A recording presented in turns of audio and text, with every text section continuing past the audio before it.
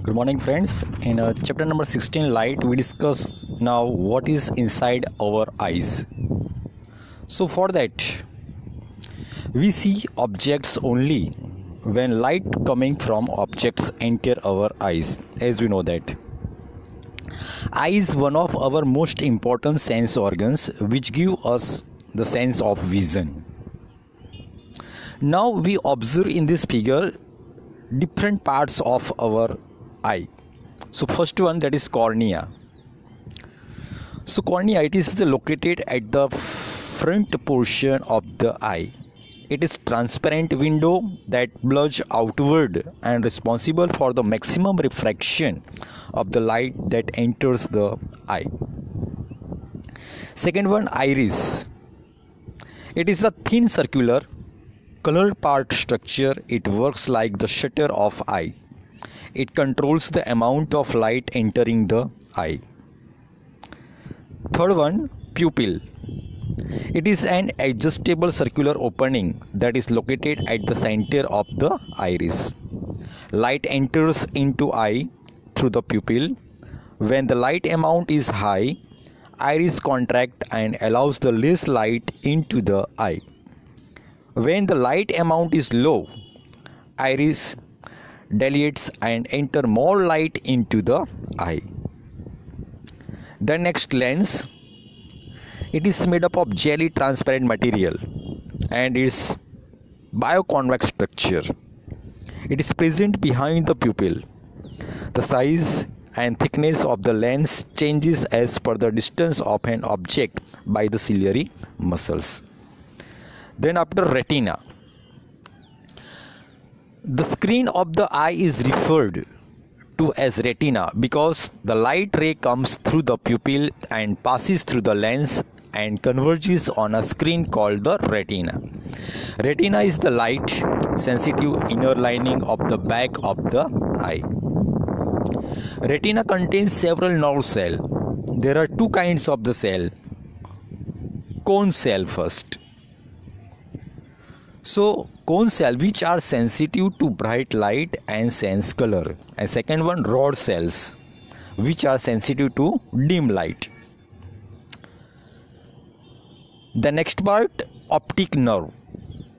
It is located at the back of the eye. Optic nerves are the bundle of over 1 billion nerve fibers that carry visual messages from the retina to the brain. And then blind spot, we have to observe. It is the small region where the optic nerve and the retina meet. It has no sensory cells, hence no image is formed at this spot on the retina. Now support the questions like, and discuss the persistence of vision. Explain the process which enables us to perceive motion in a cartoon film. So here, the impression of an image does not vanish immediately from the retina. The image persists there for about 1/16th part of the second, and this feature is called the persistence of vision. If still image of a moving object are flashed on the eye at the rate faster than 16 per second, then the eye perceives this object as moving. For example, due to this persistence of vision, when we see many still images in a sequence, they give the illusion of moving images. Movies and animation are made by the exploiting this property of the human eye. In a cartoon film, we see the projection of static pictures on the screen in a specific order. Generally, the static pictures are made to move across the eye in a sequence at the rate of 24 pictures per second, faster than 16 per second, and giving us the perception of moving picture. Here, as we know that eye is a wonderful instrument. So as we know that our normal eye can see distant object as well near objects clearly. The minimum distance at which the eye can see objects distantly varies with age.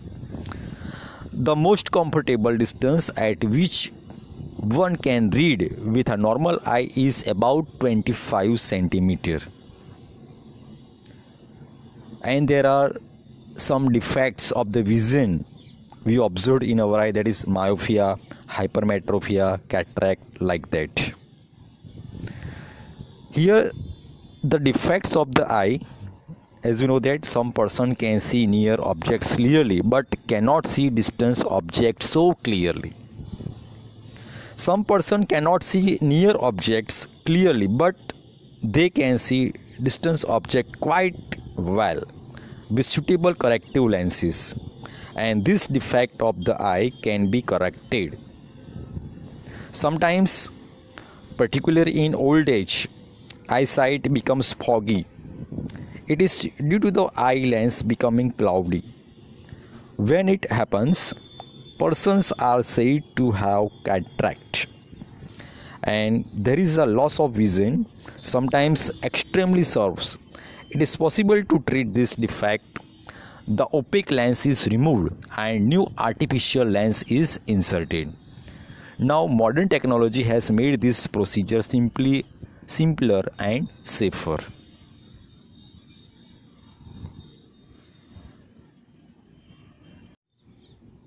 Now in activity 16.8, to observe the size of the pupil in presence and absence of the light.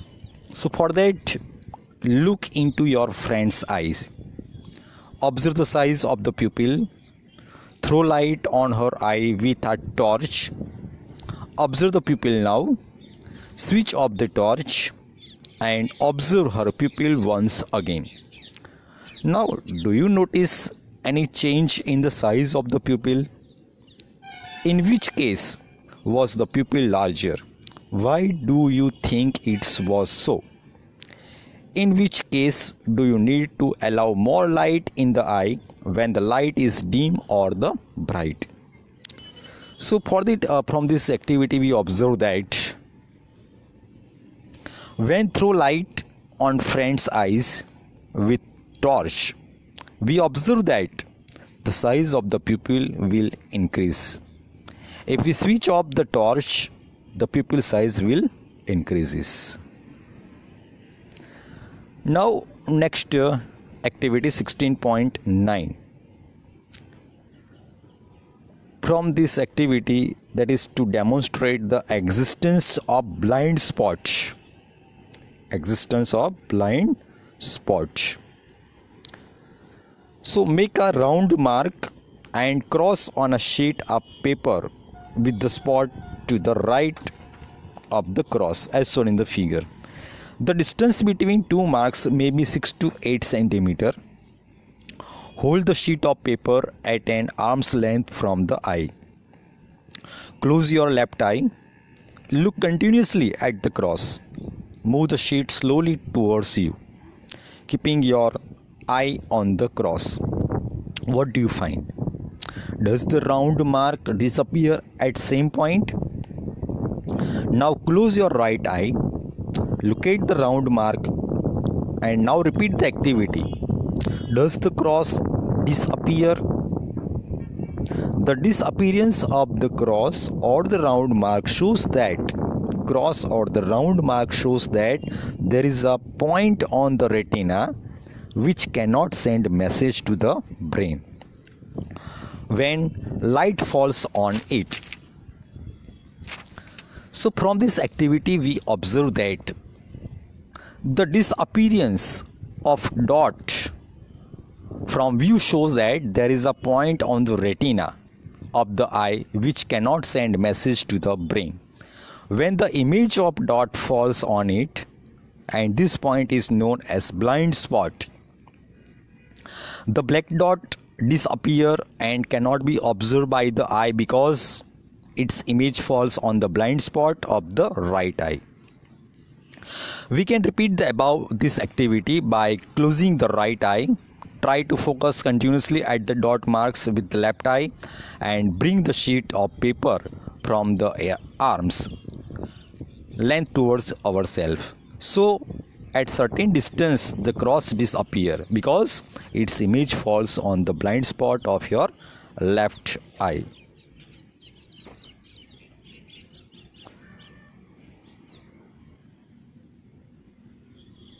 Then next activity 16.10.